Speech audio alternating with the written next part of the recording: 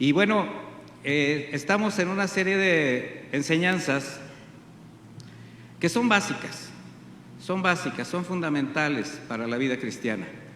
Entendiendo que sabemos que ha llegado muchos hermanos recientemente en este año, y bueno, nosotros queremos compartirles a ustedes los fundamentos de la fe necesarios y suficientes que les permitan no solamente seguir creciendo, sino también esclarecer dudas.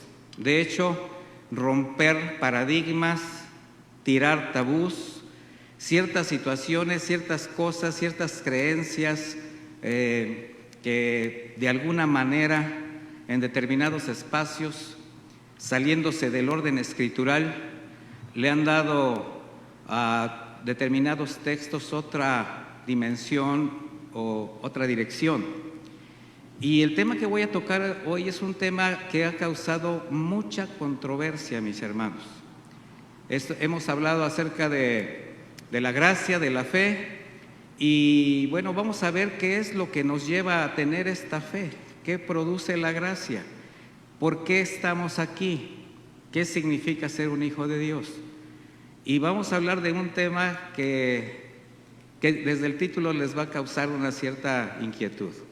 Vamos a hablar de lo que es el verdadero bautizo y la llenura del Espíritu Santo. Es un tema difícil hasta por compartir, y le pido al Señor que me dé la suficiente gracia para hacerlo práctico a sus vidas y que ustedes queden pues sin ninguna duda. Si posteriormente de la enseñanza hay dudas, en el grupo pueden o me pueden contactar para aclararlas. Pero bueno, vamos a tratar de ser suficientemente claros. El bautizo y la llenura del Espíritu Santo. Acompáñeme al libro de Mateo, por favor, capítulo 3, versículo 11.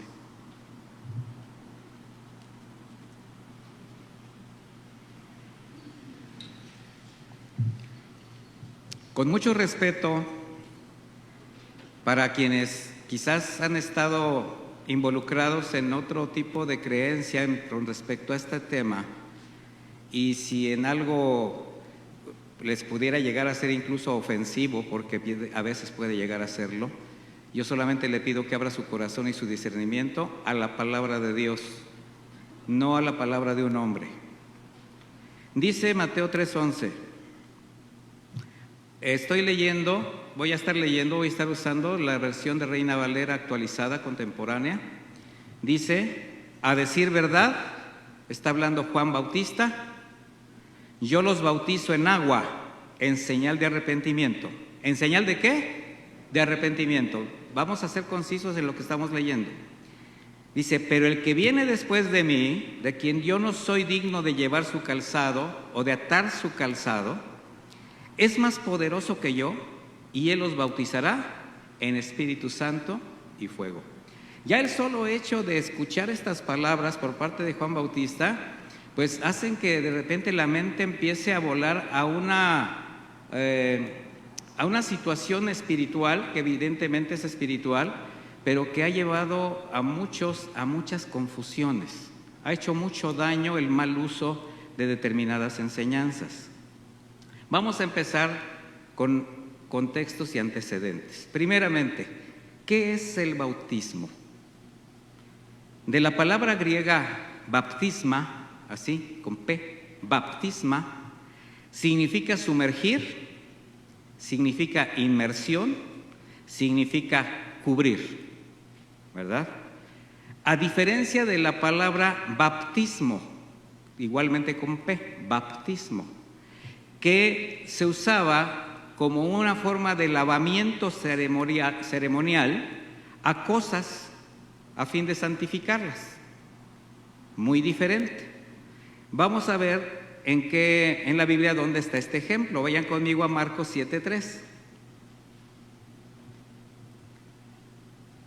Está hablando el Señor sobre las tradiciones de los fariseos, de los escribas que prevalecían en aquella época, y que recordemos, por las tradiciones de los ancianos, la palabra de Dios la habían desechado. Dice Marcos 7:3, pues los fariseos y todos los judíos, o sea, ya la enseñanza de los fariseos y de los escribas, pues había afectado la vida del pueblo judío.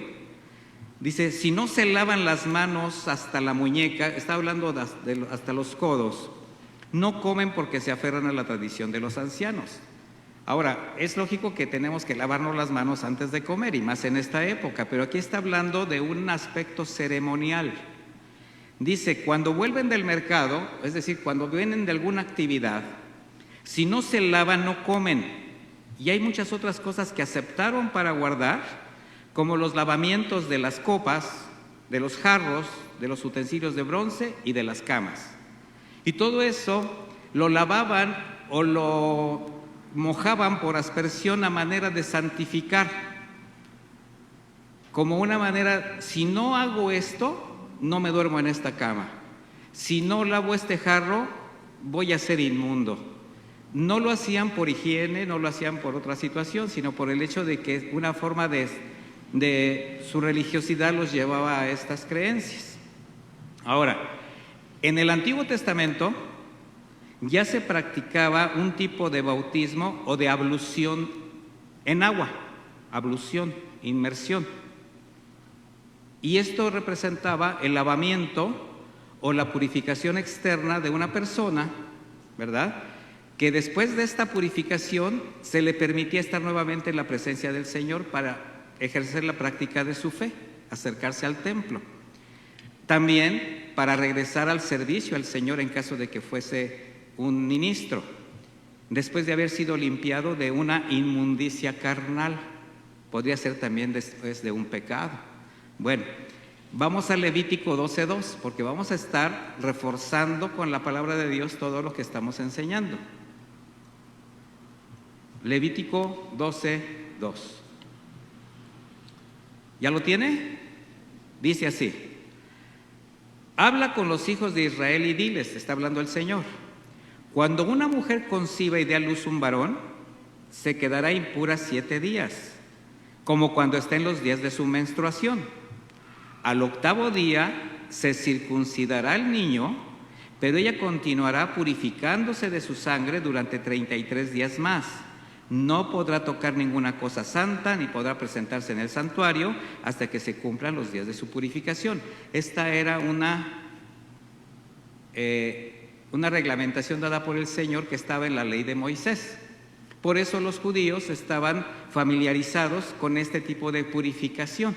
Ahora, en Lucas 2:22, ya no vaya ahí, ya vemos cómo María, después de ser purificada, de haber guardado ese tiempo, dice, y cuando se cumplieron los días de la purificación de ellos, está hablando de los padres, conforme a la ley de Moisés, o sea, lo que acabamos de leer, le trajeron a Jerusalén para presentarle al Señor. ¿A quién trajeron a Jerusalén, al templo?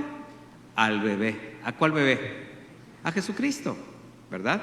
Entonces, ellos guardaron la ley, presentaron a Jesucristo, pero ya para cuando lo presentaron, ya lo habían circuncidado. Porque ¿cuándo lo tenían que circuncidar? Al 8º día. ¿Se acuerda? Bueno, la circuncisión fue un pacto también establecido entre el Señor y Abraham para el pueblo de judíos. ¿Sí recuerda eso? Bueno, ¿qué representaba este pacto? La identidad del pueblo judío delante de Dios, pero también como testimonio a los paganos. Cuando veían a un hombre circuncidado, ¿qué cree que pensaban? Es judío, ¿sí o no?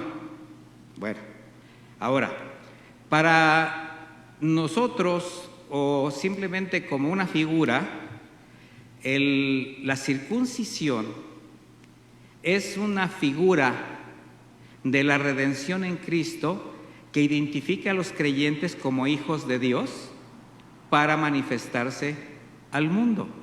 Es una manera, es una analogía, era una figura. Nosotros no necesitamos circuncidarnos para decir soy cristiano, soy creyente. Hay determinados espacios que se dicen cristianos que, por ejemplo, le dan esa parte de la circuncisión, ese poder para acercarse a Dios, entre otras cosas que vamos a ver hoy, por tradición.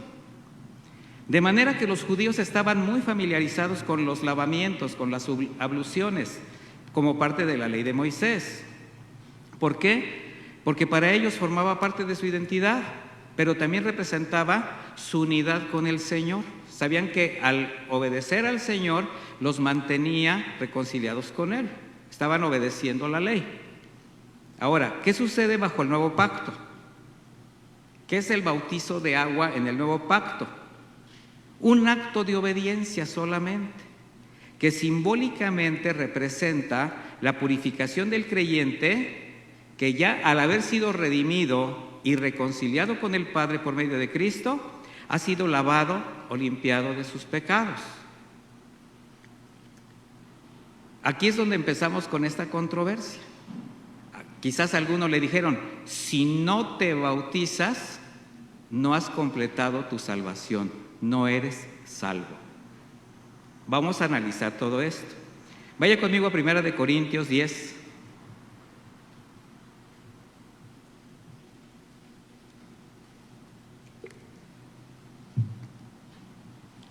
Primera de Corintios 10:1, el apóstol Pablo, hablando con la iglesia, ¿sabía usted quiénes fueron los primeros miembros de las iglesias cristianas en esa época? Eran judíos. Y esos primeros judíos convertidos al cristianismo comenzaron a predicar el evangelio y empezó a llegar la gente que no era del pueblo judío. Por eso dijo el Señor que no había acepción de personas. Ese es otro tema, pero eso formó parte de. Pero los primeros judíos, los primeros cristianos, ¿qué fueron? Judíos.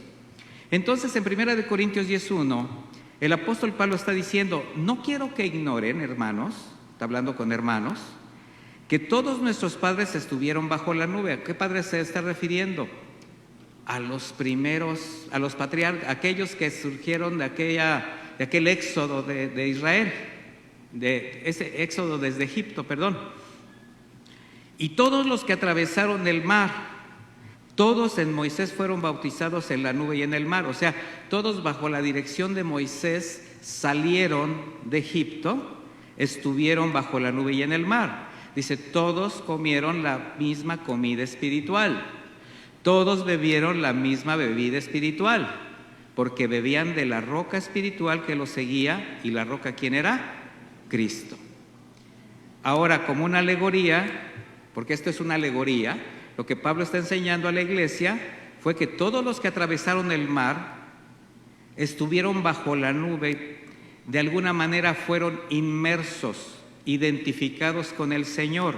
Es decir, todo el pueblo de Israel, liberado de la esclavitud de Egipto bajo el liderazgo y cuidado espiritual de Moisés, estuvieron bajo la nube protectora de Dios, atravesando el mar, y esto los une al Señor en un acto de fe, los sumerge en Él, los identifica con Él.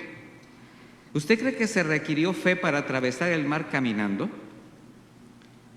O sea, sabemos la historia, pero nada más imagínese un inmenso mar y milagrosamente el Señor abre el mar y dice la Escritura que quedó seco, donde debía haber fango, lodo, algas marinas, no sé, muchas cosas, pero atravesaron en seco.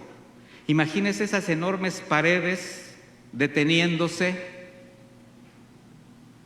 ¿verdad? Quizás con ruido estruendoso de mar, y atraviesa. O sea, ya Dios hizo su parte, pero el paso de fe, ¿quién lo tenía que dar? El pueblo, porque sabía que estaban bajo la nube protectora de Dios, atravesando el mar. Eso es lo que está diciendo Moisés. Y como una figura, esto por fe los identifica con el mandamiento del Señor. Todo esto es un antecedente, mis hermanos, de cómo los judíos percibían el bautizo, el sumergirse en el Señor, el identificarse con Él. De manera que cuando Juan bautizaba en el río Jordán, al hacerlo para arrepentimiento, los que obedecían su llamado sabían qué significaba bautizarse o sumergirse. Dice Mateo 3:1, en aquellos días apareció Juan el Bautista predicando en el desierto de Judea diciendo, arrepiéntanse porque el reino de los cielos se ha acercado. Ese era el mensaje. ¿Cuál era el hecho? Bueno, Juan usaba el medio conocido por los judíos. ¿Cuál era el medio? El agua, como figura de la nube y el mar que simbolizaban la cobertura de Dios. Y al hacer estas personas público su deseo de bautizarse confesando sus pecados, no se estaban identificando con un líder, con Juan, se estaban identificando con el mensaje de arrepentimiento que predicaba Juan de parte de Dios. Ahí es cuando tenemos que aprender algo. Lo que importa es el mensaje, no el mensajero. ¿Sí se da cuenta de eso? Ellos estaban identificados con el mensaje de arrepentimiento, confesaban sus pecados. ¿Por qué? Porque se arrepentían. Y en un acto simbólico, Juan, ¿qué hacía? Los bautizaba. ¿Pero qué dijo Juan? En verdad yo los bautizo en agua, para arrepentimiento. Están confesando sus pecados, pero vendrá alguien más poderoso que los va a bautizar en espíritu y fuego. Y hay muchos que todavía se dejan llevar más por el mensajero que por el mensaje. Y se los digo para que ustedes no hagan ídolos, mis hermanos. A veces escuchamos mensajeros carismáticos, chistoreteros, estratégicamente bien estructuradas sus enseñanzas para poder hacer sus cosas, y nos olvidamos que nunca hablaron del Evangelio, que nunca dijeron algo que edificara a la iglesia, y sin embargo dices, fue un mensaje de poder. ¡Qué bárbaro! Yo quiero seguir escuchando a ese hombre. Llena mi corazón, llena mi vida, lo quiero tanto, es mi ídolo. El mensaje, mis hermanos, no el mensajero. Los judíos entendían que sin bautismo, es decir, sin inmersión, sin cubrirse, sin sumergirse en lo que habían creído, no había identificación o comunidad o comunión con lo que habían creído. Esa era la creencia de los judíos. ¿Qué sucede cuando llega la gracia bajo el nuevo pacto en Cristo Jesús? Ahora el creyente se identifica y se une a Cristo cuando cree en la suficiencia de su sacrificio en la cruz. ¿Tú crees en la suficiencia de Jesucristo en la cruz? ¿Sí o no? Estás identificado con Él. ¿Y eso te hizo qué? Te hizo cristiano. Pero también te bautizó con Él, lo vamos a ver. Tú fuiste sumergido en Él. De manera que cuando Juan expresó, y voy a leer ahora Marcos 1:8, yo les he bautizado en agua, pero Él les bautizará en el Espíritu Santo. ¿Qué es lo que estaba haciendo? Él estaba preparando el camino al Señor. Él estaba preparando el corazón de la gente, confrontándolos de pecado, exhortándolos al arrepentimiento y anunciando el bautismo que espiritualmente les uniría más a su Mesías, al que era más poderoso. O sea, en ese momento solamente era una inmersión confesando pecados porque se habían arrepentido. De manera que aquí ya venía un contraste. Él hacía el bautizo sumergiéndonos en agua. Sin embargo, vendría alguien que los iba a sumergir espiritualmente a través del Espíritu Santo. De ahí la oración de Jesús. Vaya conmigo a Juan 14:16, por favor. Perdón.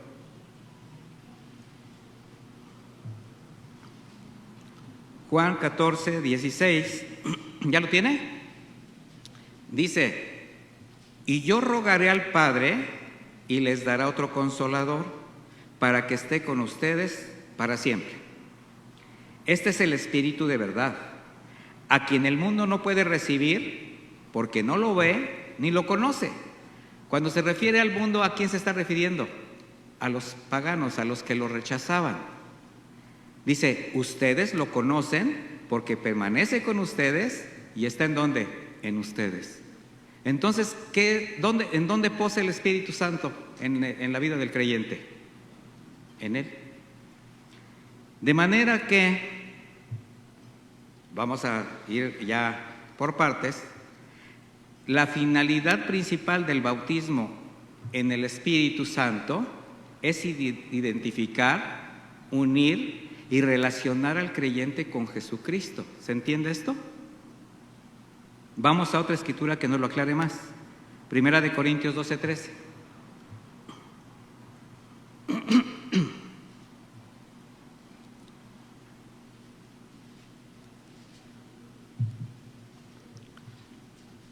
Primera de Corintios 12:13. Dice, ¿ya lo tiene? Porque por un solo espíritu fuimos bautizados, ¿quiénes? Todos, en un solo cuerpo. ¿Cuál es el cuerpo? La iglesia. ¿A dónde te trajo el Señor? A su cuerpo espiritual. Dice, tanto judíos como griegos, tanto esclavos como libres, y a todos se nos dio de beber de un solo espíritu. ¿Qué está haciendo el apóstol Pablo? Estableciendo que delante de Dios no hay acepción de personas. Al hablar de judíos y de griegos, está hablando a los que se consideraban dueños de la promesa y a los que ellos mismos rechazaban porque no eran dueños de la promesa. Y el Señor le dice, no, a todos se nos dio de beber un solo espíritu. No importa tu nacionalidad, no importa tu creencia, no importa de dónde vengas, a todos se nos dio de beber, cuando llegamos a la fe, de un solo espíritu. Así es como por la fe, el bautismo espiritual del creyente le sumerge. ¿Sí me estoy dando a entender? Le une a la iglesia, el cuerpo de Cristo. ¿Quién es la cabeza del cuerpo? Jesucristo. De manera que no es el Espíritu Santo el que bautiza. Él es el medio para consumar la unidad en Cristo Jesús. ¿Sí me entiende, mi hermano? Gálatas 3:26 nos lo aclara de esta manera. Así que todos son hijos de Dios por medio de la fe en Cristo Jesús, porque todos los que fueron bautizados en Cristo se han revestido de Cristo. ¿Usted es cristiano? Sí. ¿Por qué? Porque creyó, nada más por eso. De manera que al ser bautizados en Cristo, por medio del Espíritu Santo, somos unidos a su cuerpo, a su iglesia. Y esto identifica y relaciona a los creyentes con su Salvador y también es testimonio al mundo. Porque tu testimonio de vida, por cuanto el Espíritu Santo está en ti, va a hablar de quién eres tú. Y el bautizo en agua solamente queda en un acto de obediencia del creyente, donde da testimonio público de su fe, donde está manifestando abiertamente lo que espiritualmente ya sucedió en su corazón. Hasta ahí el funcionamiento del bautizo en agua. No tiene ningún otro poder, de hecho no tiene ningún poder, solamente es un acto ¿de qué? De obediencia. Es un acto donde tú dices, yo soy cristiano y lo quiero manifestar al mundo en un acto simbólico. Pero ¿cuál sería la mejor manera de demostrarle al mundo o a las personas que están a tu alrededor, incluyendo tu iglesia, tus hermanos, que eres cristiano? Con tu conducta, con tu integridad, con tu santidad. ¿Por qué? Porque ser bautizado en Cristo representa ser sumergido, ¿verdad? Simbólicamente sumergido en agua, representa la sepultura del viejo hombre y su resurrección en Cristo para nueva vida. Y al estar unidos en Él por la fe, pues nosotros, ¿cuándo sucedió este momento? Con nuestro nuevo nacimiento, en el momento que fuimos regenerados. Dice Romanos 6:3, vaya conmigo.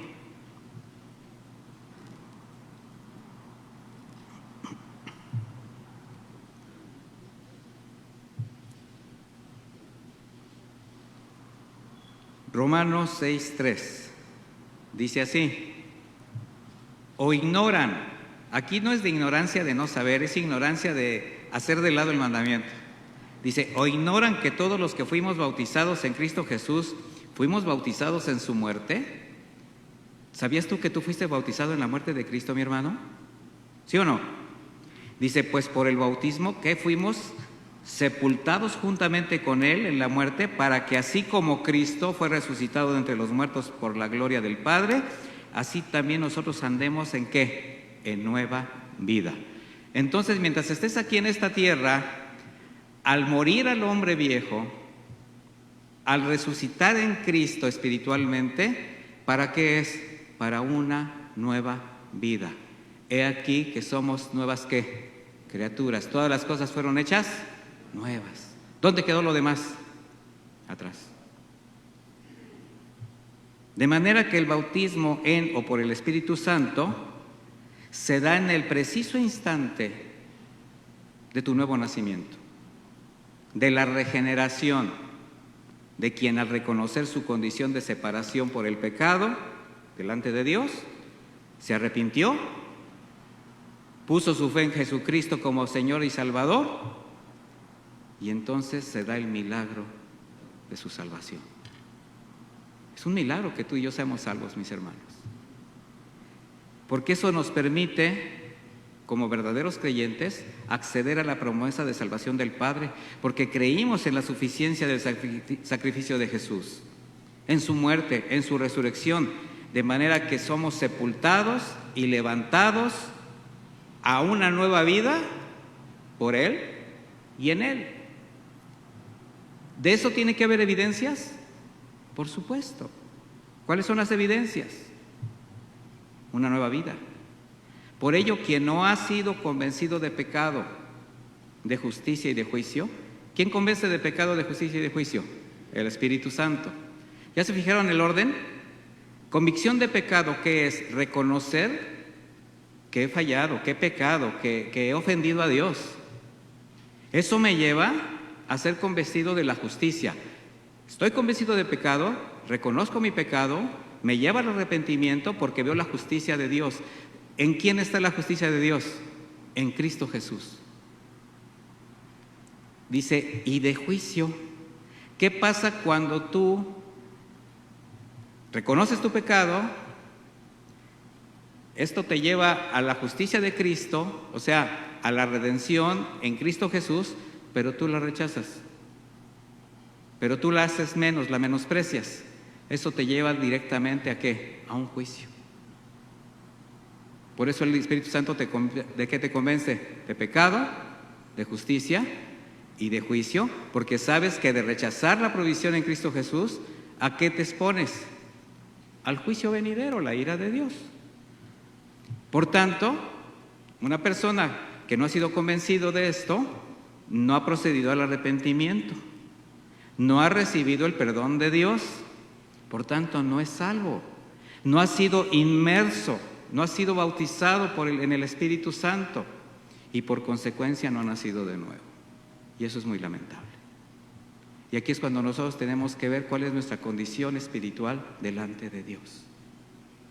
Mis hermanos, esto es delicado y se tiene que predicar en las iglesias porque de aquí depende tu destino eterno. ¿Sí se da cuenta de lo que estoy diciendo? El mensaje de salvación de Jesucristo es un mensaje de vida o muerte eterna. Por eso necesitamos hablar las cosas como son. Y es darle a las personas, a los oyentes, la oportunidad de reconocer su pecado, de arrepentirse, de recibir el perdón de Dios y de ser salvos. ¿De qué nos sirve tanta religiosidad? ¿De qué nos sirve congregarnos? ¿De qué nos serviría tantos eventos, tantos libros cristianos, tantas cosas, si no somos salvos? ¿Se da cuenta de la tragedia?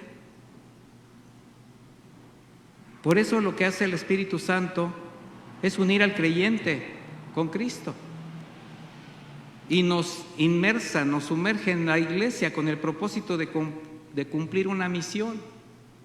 Porque hay un propósito por el cual el Señor nos trajo a su luz admirable. El Señor adelantaba poco a poquito este conocimiento en la medida que Él enseñaba durante su estancia en la tierra. ¿Se acuerda cuando llegó aquel hombre Nicodemo, ese hombre fariseo que pues se acercó al Señor de una manera sincera pero con mucho temor? Y en Juan 3:3, se lo voy a leer, dice, cuando Él le dice, sabemos que vienes del Señor porque nadie haría lo que tú haces si no viene de Él. O sea, ellos sabían, está hablando los fariseos. Y responde Jesús con palabras que no tienen que ver nada con lo que le acaba de comentar Nicodemo. Le dice, de cierto te digo, que a menos que nazcas de nuevo, uno no puede ver el reino de Dios. Nicodemo le dijo: ¿cómo puede nacer un hombre si ya es viejo? ¿Acaso podrá entrar por segunda vez en el vientre de su madre y nacer? Pues esa es la respuesta lógica de alguien que espiritualmente todavía no tiene un panorama diferente. Y responde Jesús: de cierto te digo que a menos que nazca de agua y del Espíritu, uno no puede entrar en el reino de Dios. Porque también el agua es un símbolo del Espíritu Santo, es una forma analógica de mostrar al Espíritu Santo. En Juan 14:25 el Señor les dijo de esta manera: estas cosas les he hablado mientras todavía estoy con ustedes, pero el Consolador, el Espíritu Santo que el Padre enviará en mi nombre, Él les enseñará todas las cosas y les hará recordar todo lo que yo les he dicho. Entonces, ¿cuál es la función del Espíritu Santo? Además de convencer de pecado, de justicia y de juicio, recordarnos todas las cosas que Jesucristo hizo, que Jesucristo habló. Porque Él es el que está ahora dentro de ti, es el que te redarguye y es el que en el momento que tú pecas, caes, haces algo, hay algo que te siembra. ¿Sí han sentido eso? Porque si no sienten eso, cuidado. Es cuando nos cauterizamos al pecado, es cuando creemos que estamos bien y estamos haciendo lo malo delante de Dios. El corazón se endurece y llega un momento en que nos quedamos por nuestra cuenta. Porque el Espíritu Santo, como la gracia, está en el creyente, sobre el creyente y dentro del creyente. Va contigo, está contigo, mi hermano. Juan 7:38, el Señor dijo: el que cree en mí, como dice la Escritura, ríos de agua viva correrán de su interior. Esto dijo acerca del Espíritu que habían de recibir los que creyeran en Él, pues todavía no había sido dado el Espíritu porque Jesús aún no había sido glorificado. ¿Cuándo es que viene el Espíritu Santo? Después que Jesucristo muere, resucita y es glorificado. Y este Espíritu, al vivir en el corazón del creyente, dice la Escritura que corren en él ríos, como ríos de agua viva. Esto es una metáfora de tu interior. O sea, estás lleno del Espíritu Santo.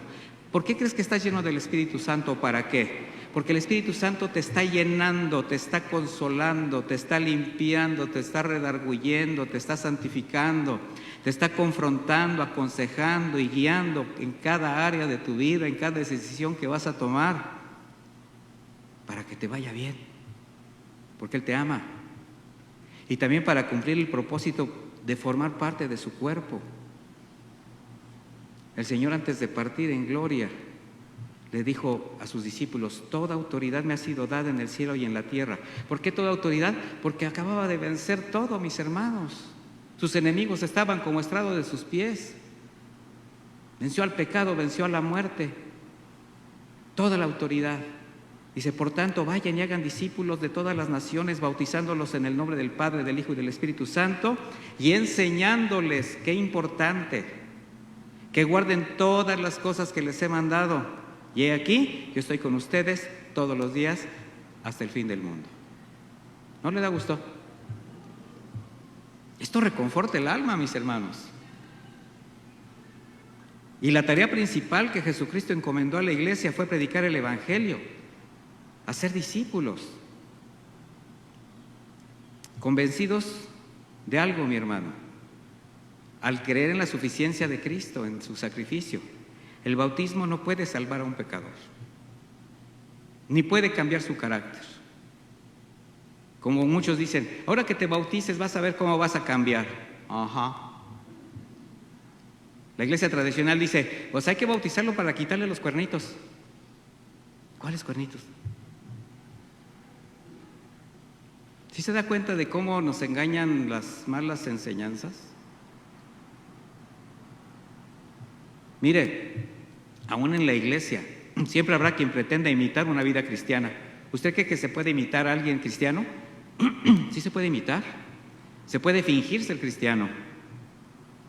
Y muchas veces no puedes distinguir si son salvos o no son salvos. Ahora, ¿qué dijo el Señor Jesucristo? Por sus frutos los vas a reconocer.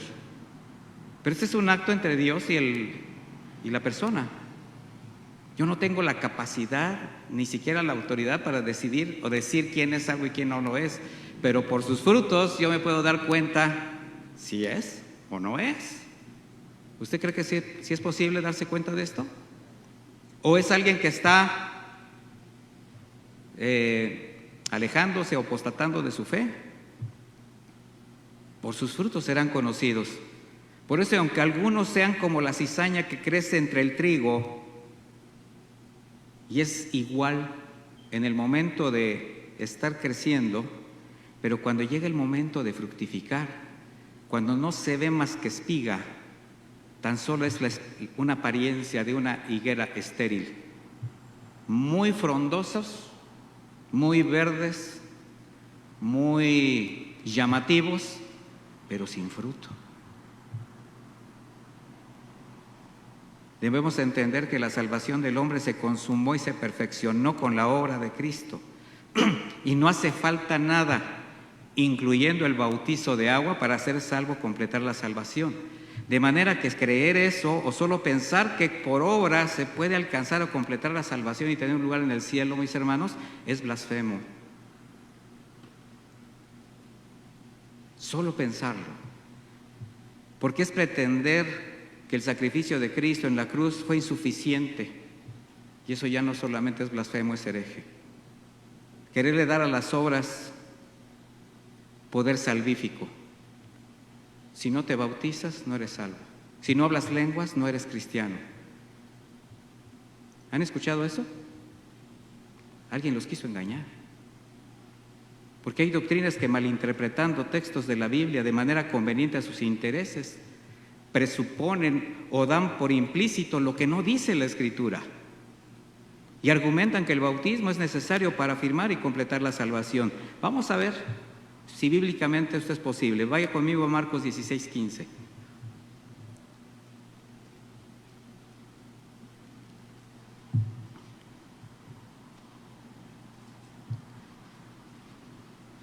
Marcos 16:15. Es el mismo evento, nada más que en la voz de Marcos, de cuando el Señor está a punto de partir a los cielos, a su reino. Dice así: y les dijo: vayan por todo el mundo y prediquen el evangelio a toda criatura. El que cree y es bautizado será salvo, pero el que no cree será condenado. Bueno, este versículo, torciéndolo, ha hecho que doctrinas digan que el bautizo es necesario para ser salvo. Porque dicen, mira, aquí dice: el que cree y es bautizado será salvo, pero el que no cree y se da por implícito y no se bautizó, entonces será condenado. Mi hermano, el que cree, ¿por qué cree que se bautiza? Porque creyó. Y el que no cree, pues no se bautiza, por eso es condenado. Esa es una cosa de lógica, pero no de decir, se da por implícito que si no se bautiza, entonces es condenado. No, el que cree dice: ahora yo quiero hacer pública mi fe, quiero obedecer. Y el que no cree, simplemente no cree, no quiere hacer nada, no quiere saber nada de Dios. ¿Y por qué va a ser condenado? ¿Porque no se bautizó o porque no creyó? Porque no creyó. Estamos aprendiendo. Mire, si el bautizo en agua fuera parte de la predicación del evangelio, por ser necesario para la salvación, entonces el sentido de la comisión sería otro. No cabría lo expresado por Pablo. Vaya conmigo en 1 Corintios 1:16.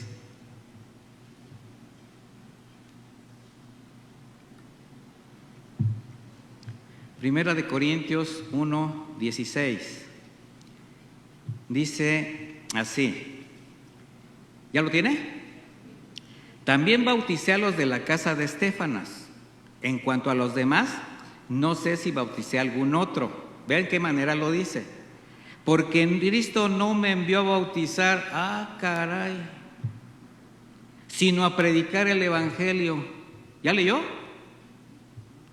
No con sabiduría de palabras, para que no sea hecha vana la cruz de Cristo. O sea, no manipules la palabra, no le pongas ni le quites, no le metas de tu cosecha, que no se haga vana la palabra de Dios. Entonces, el Señor, ¿a qué nos envió principalmente? A predicar el evangelio. Y el que cree Como le dijo el eunuco a Felipe, ¿qué evita que yo me bautice? Nada. ¿He creído? Pues nada lo evita.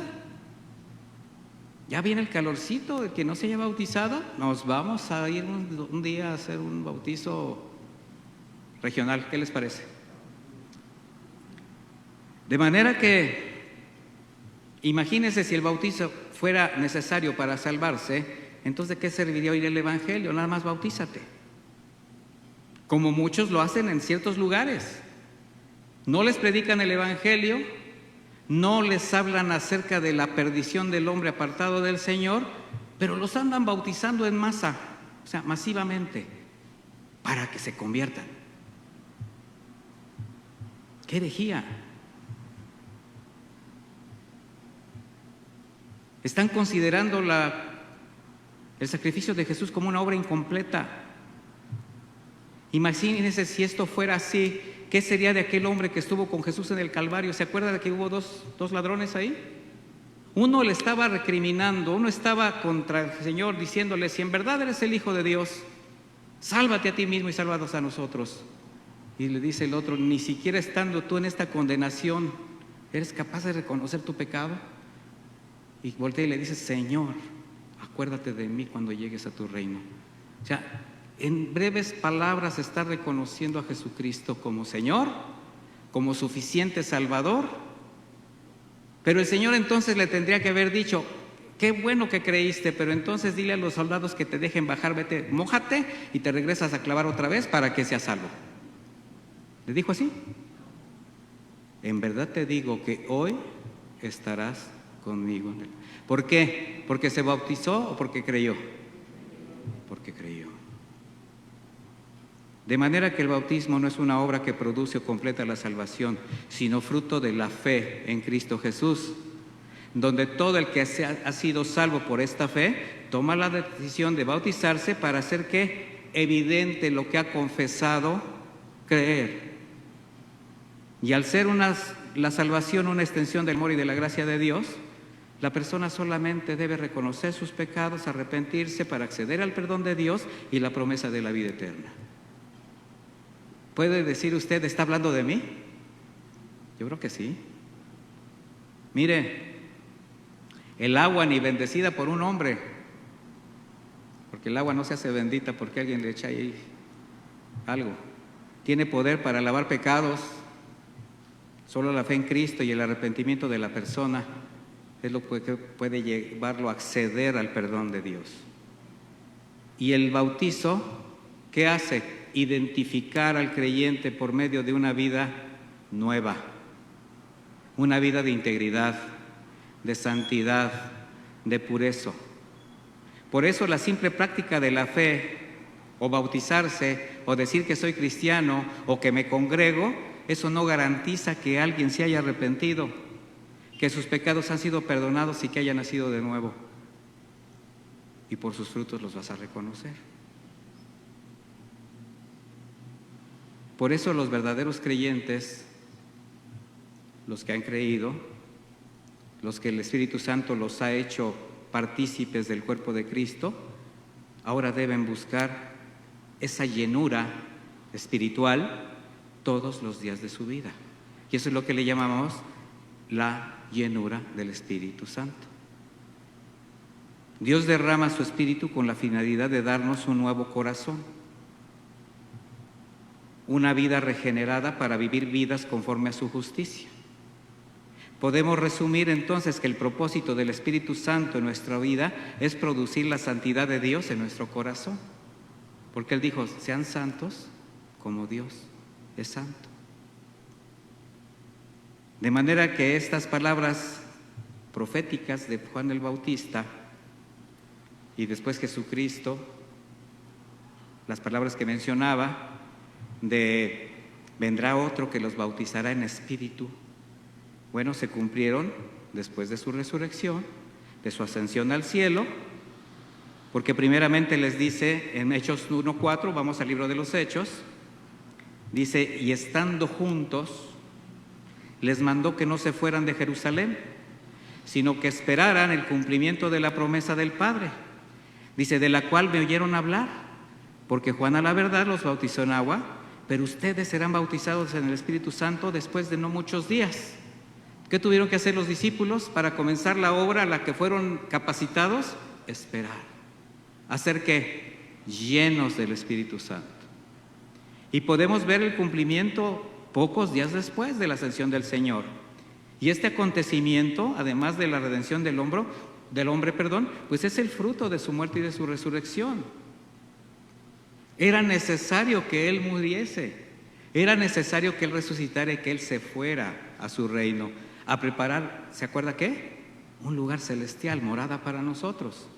Por eso en Juan 16:7 dice: pero yo les digo la verdad, les conviene que yo me vaya, porque si no me voy, el Consolador no vendrá a ustedes, y si yo voy, se los enviaré. Entonces, ¿era necesario que el Señor se fuera? Sí. ¿A quién iba a enviar? A su Espíritu Santo. ¿Para qué? Para dirigir a la iglesia que estaba dejando establecida.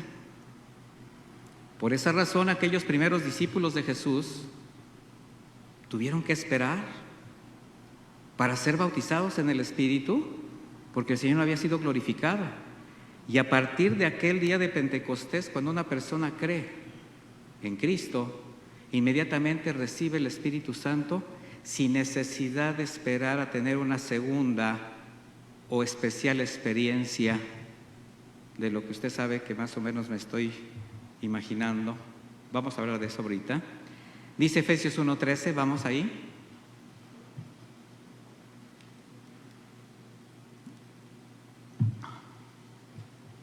Efesios 1:13.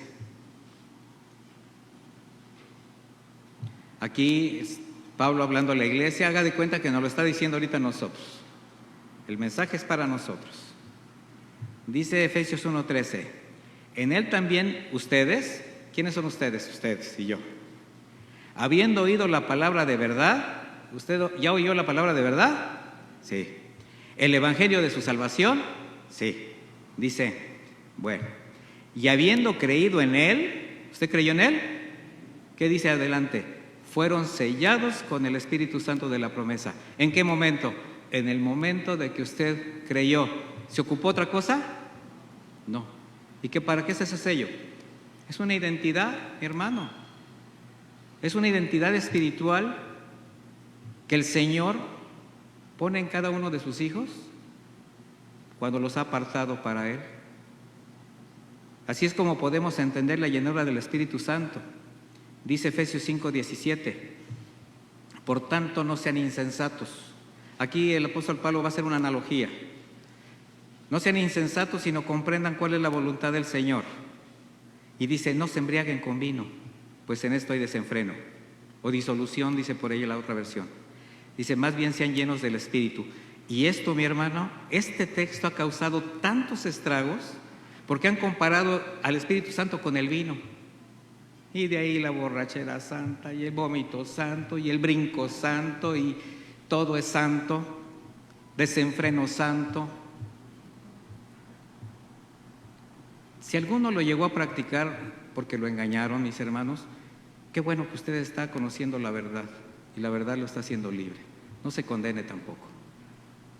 La palabra en griego para la frase sed llenos es pleró, con doble O, plero. Está escrita en presente imperativo. Dice, ser llenos.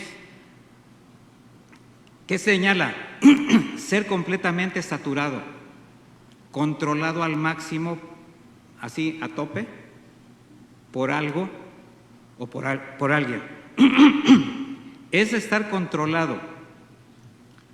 Y aquí él dice, mejor sean llenos del Espíritu Santo. O sea, controlado por el Espíritu Santo significa estar bajo su total dominio. Se traduce también como haber sido lleno totalmente.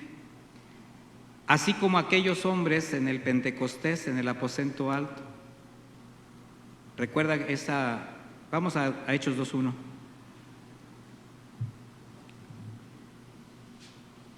Juntos, estaban reunidos. Y de repente, así de repente, vino del cielo un estruendo, como, ¿ya vio la palabra como? Esto significa un símil, ¿Sabe qué es un símil? Lo mismo pero más barato. Bueno, como de un viento recio que soplaba, el cual llenó toda la casa donde estaban sentados. Sí. A ver, ¿se sintió aire? No, ¿verdad? Se oyó como un viento recio que venía. Entonces tenemos que ser congruentes con lo que dice la Escritura. Ellos estaban esperando la venida del Espíritu Santo. Se les aparecieron lenguas repartidas como de fuego. No había fuego, como tú dices, fuego de Dios. No. Cuidado con eso. Era una forma de decir que la presencia del Señor estaba llegando en ese momento. ¿Por qué? Porque era la llenura del Espíritu Santo anunciada por el Señor Jesucristo. Dice, y fueron todos, aquí viene el resultado de haber sido llenos por el Espíritu Santo.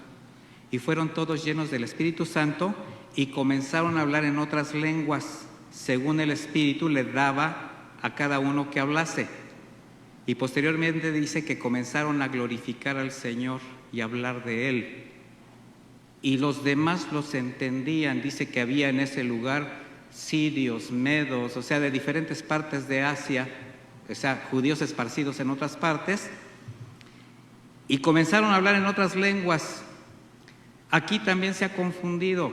La palabra para lenguas es la palabra glosas, que significa idiomas.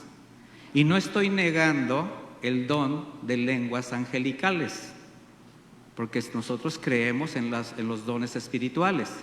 Pero en este momento el resultado fue que comenzaron a hablar en otros idiomas, puesto que la gente les entendía. ¿Sí se da cuenta? ¿Y qué hacían ellos en el momento que recibieron este llenar?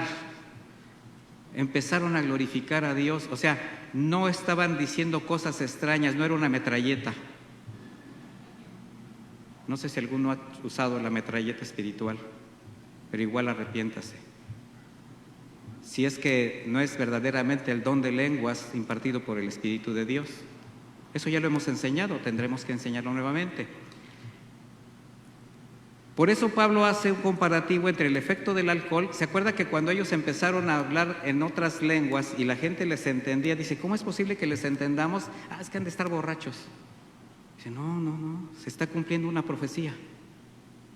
Y Pablo hace ese comparativo entre el efecto del alcohol y el Espíritu Santo, porque cuando la persona se embriaga con vino, es controlada prácticamente en todas las áreas de su vida. ¿Sí ha visto un borracho? Descontrolado, haciendo cosas absurdas. Muchos han llegado con ese problema al cristianismo, pero ya no lo son y saben de lo que esto se trata. Es el estado de la persona que pierde control sobre sí misma. El alcohol controlaba todas sus acciones y como resultado de ser controlado por el alcohol, su vida era un caos. O para el que todavía lo es, su vida es un caos. Y esos que dicen, yo cuando quiera dejo de tomar, no me hables de Jesús. Yo cuando quiera me hago cristiano. Están afectando su salud, su trabajo, su familia, todo lo que les rodea y no entienden. En contraste, cuando el creyente es lleno del Espíritu Santo, es controlado por Él, entonces va a dar evidencias de quién está controlando su vida. Está controlando su carácter. Y a diferencia del efecto destructivo del alcohol, la evidencia ahora ¿cuál va a ser? El orden de Dios en su manera de pensar y de vivir. Y hablar del orden de Dios en un creyente representa que su palabra, que la palabra de Dios se hace viva y eficaz en todas las áreas de su vida. El área moral, el área física, el área material, el área espiritual. Su vida moral va a dar testimonio de sus argumentos, de sus pensamientos, de lo que cree, de lo que verdaderamente mueve sus sentimientos, sus emociones, lo que atesora en su corazón, dando evidencias de la calidad de su alma, moralmente. Es el testimonio digno del arrepentimiento que lo llevó a obtener el perdón de Dios y de ser llamado su hijo.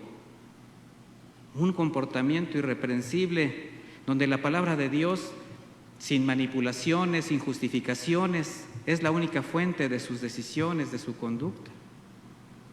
Filipenses 2:15 dice, para que sean irreprensibles y sencillos, o sea, humildes, intachables hijos de Dios en medio de una generación maligna y perversa, dice, en medio de la cual ustedes resplandecen como luminares en el mundo. Eso es lo que hace el Espíritu Santo en alguien, que resplandezca en un mundo corrupto.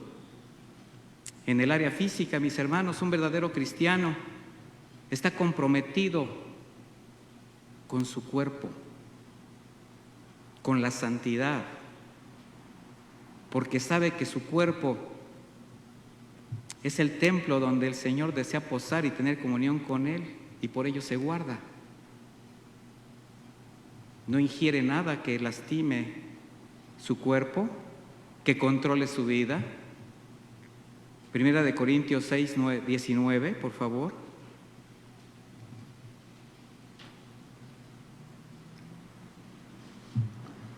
Primera de Corintios 6:19 dice, ¿acaso ignoran que el cuerpo de ustedes es templo del Espíritu Santo que está en ustedes? ¿En dónde está? En nosotros. Dice, y que recibieron de parte de Dios, y que ustedes no son dueños de sí mismos. ¿Quién cree que es dueño de sí mismo? Ya no, mi hermano. Dice aquí la Escritura, el precio de ustedes ya ha sido pagado. Por lo tanto, den gloria a Dios en su cuerpo y en su espíritu, los cuales son de Dios. Tanto tu cuerpo como tu espíritu le pertenecen al Señor. Y para lograrlo, hay que estar conscientes de la debilidad de la carne, mis hermanos. No pretender ser autosuficientes. No tenemos los recursos morales para poderlo ser. Es aprender a depender más de Dios, crecer en la relación con Él, crecer en el conocimiento de su palabra para ser guiado. El salmista dijo esto en el Salmo 119:10, yo te he buscado con todo corazón, no dejes que me aparte de tus mandamientos, en mi corazón he atesorado tus palabras para no pecar contra ti. Dice, bendito seas, Señor, permíteme aprender tus estatutos. Ruégale al Señor que abra la palabra en tu vida para que se haga eficaz. En el área material, la de las finanzas, un verdadero creyente está convencido que todo lo que tiene, que todo lo que ha hecho y lo que tendrá es de Dios. Porque nada somos, nada tenemos. Desnudos venimos, desnudos nos vamos a ir, mis hermanos. Y sabe que en su bondad le permite tener las cosas que tiene, le permite disfrutarlas, pero espera de nosotros que seamos buenos administradores de los recursos que nos da. Por eso un creyente que guarda esa área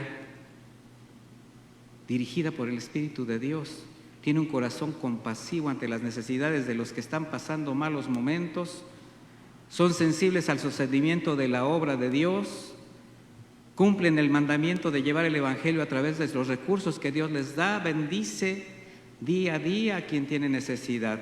Mis hermanos, es importante entender este proceso en nuestras vidas y espiritualmente madurando en la fe, menguando día a día para crecer en el carácter de Cristo, cumplir sus mandamientos, amar al prójimo como a sí mismo, el buen ejercicio de los dones espirituales que el Señor nos da también y la comunión con los santos, el servicio a la iglesia. Hay una relación impresionante de cómo debemos de crecer, cómo debe ser nuestro carácter como creyentes en Efesios 4:25. Acompáñeme a leerlo.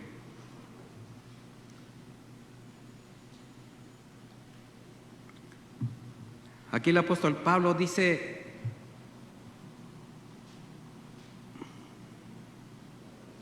algo muy importante. Dice, por lo tanto, habiendo dejado la mentira, o sea, fíjese, Pablo da por hecho que ya dejamos de ser mentirosos. ¿Ya dejamos de ser mentirosos? Qué bueno que no queramos mentir. Habiendo dejado la mentira, dice, hablen la verdad cada uno con su prójimo, porque somos miembros los unos de los otros. Enójense, pero no pequen. No se ponga el sol sobre su enojo. No den lugar al diablo. El que robaba no robe más, sino que trabaje esforzadamente, haciendo con sus propias manos lo que es bueno para tener que compartir con el que tenga necesidad. Dice, ninguna palabra obscena salga de su boca, sino la que sea de buena para edificación, según sea necesaria, para que imparta gracia a los que oyen. Dice, y no entristezcan al Espíritu Santo de Dios. ¿Sabe qué es entristecer? ¿Cómo se entristece? Cuando tú volteas, cuando tú eres infiel, lo provocas a celos. ¿Sí sabe lo que es ser provocado a celos? Es voltear a otro lugar. Y sabemos de eso los hombres y las mujeres. Cuando la pareja voltea, te provoca celos. Bueno, el Señor también es provocado a celos y se entristece. Dice, no entristezcan al Espíritu de Dios, en quien fueron sellados para el día de la redención. Nuevamente la palabra sellados. Porque ya fuiste apartado, le perteneces a Él. Dice, quítese de ustedes toda amargura, enojo, ira, gritos, calumnias, junto con toda maldad. Más bien sean bondadosos, misericordiosos los unos con los otros, perdonándose unos a otros como Dios también los perdonó a ustedes en Cristo Jesús. Eso es un crecimiento espiritual. Conclusión. Quienes han sido bautizados por el Espíritu e inmersos en el cuerpo, identificados con Cristo, con el nuevo nacimiento, son llenos del mismo Espíritu para guardar su palabra, para caminar conforme a la voluntad del Padre, en la inteligencia. Con esto vamos a terminar. Que ser llenos del Espíritu Santo no es exhibir manifestaciones sobrenaturales que rayan en lo pagano, no son emociones desbordadas, no son gritos histéricos, o hablar en lenguas de una manera que solamente ha provocado daño y confusión a la iglesia. Tampoco son palabras vanas con actitudes espiritualoides o manipulaciones emocionales como muchos hacen para lograr propósitos definidos. Eso no es la llenura del Espíritu Santo, sino las evidencias de una vida que glorifica al Señor. Porque cuando el Espíritu Santo actúa sobre el creyente, puede actuar como cristiano. De hecho, debe actuar como cristiano. Y esa es la mayor evidencia de que ha sido inmerso en el cuerpo de Cristo. La llenura espiritual se hace evidente con la obediencia al orden de Dios, a la voluntad del Señor, al sometimiento a su palabra. Ser lleno del Espíritu es ser un canal de bendición, un canal de unidad y de edificación para la iglesia. Es el deseo de alcanzar a los que se están perdiendo, mis hermanos, sanar a los enfermos del alma, es restaurar al caído, es perdonar al que te ofende, es el cuidarte de las falsas doctrinas y exponerlas, es anhelar la santidad, es rechazar todo lo que ofenda a Dios. Ser llenos del Espíritu Santo es experimentar el poder de Dios que santifica y permite ir dejando atrás el pecado. Es el poder que cambia vidas para que produzcan fruto a 30, 60 y 100. Una iglesia llena del Espíritu Santo no tolera el pecado. Es una iglesia que obedece la palabra de Dios sin manipulaciones ni cuestionarla. Creyentes que respetan el orden, la autoridad. Es una iglesia que crece, que madura fielmente, porque su propósito es una vida santa. Es la extensión del Evangelio y darle la gloria a Dios sobre todas las cosas. Eso es ser lleno del Espíritu Santo, mis hermanos. Un pueblo que está dispuesto a dar su vida por Cristo. ¿Acaso tú tienes esa llenura en este momento, mi hermano? ¿Has entendido lo que representa ser un verdadero creyente? Y si has bajado a las aguas o no, hablando del bautizo de agua, no importa. Si está en tu corazón el hacerlo para evidenciar tu fe, hazlo. Pero la llenura del Espíritu Santo está en ti. Su Espíritu está en ti si tú naciste de nuevo, porque te ha sellado, porque le perteneces. Ese es el poder del Espíritu Santo. Yo le voy a pedir que me acompañe a orar. Se pone de pie, por favor.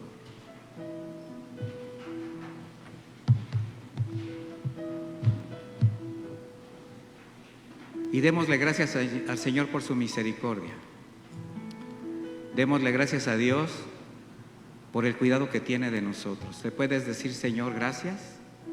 Gracias porque hasta hoy me has sostenido, porque hasta hoy has tenido cuidado de mí. Y no solamente en las áreas físicas, materiales, sino también espiritualmente me estás haciendo crecer, me estás dando de tu palabra para entender el por qué yo formo parte de tu cuerpo.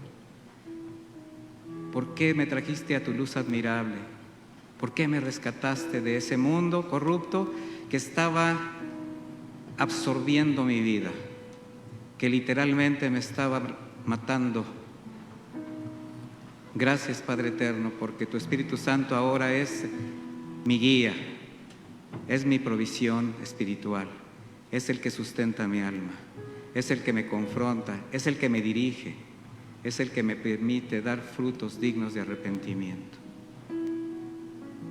Y yo te animo, mi hermano, a que en este momento tú mismo, en la intimidad, reconozcas aquello que sabes el Señor sigue y sigue y sigue demandando de tu vida, porque te anhela con amor, porque Él desea tu purificación, desea que te vaya bien.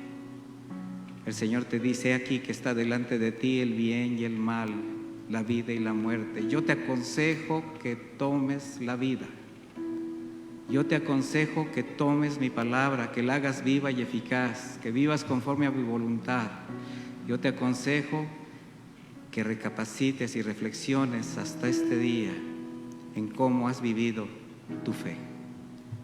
Gracias, Señor, y que tu Espíritu Santo siga llenando la vida de mis hermanos, siga llenando su corazón, siga fortaleciendo, saciando su alma, porque de ti es del único que esperamos, Señor, todo, hasta nuestra redención final. En el nombre de Jesús, muchísimas gracias. Amén y amén. Que Dios les acompañe y les bendiga.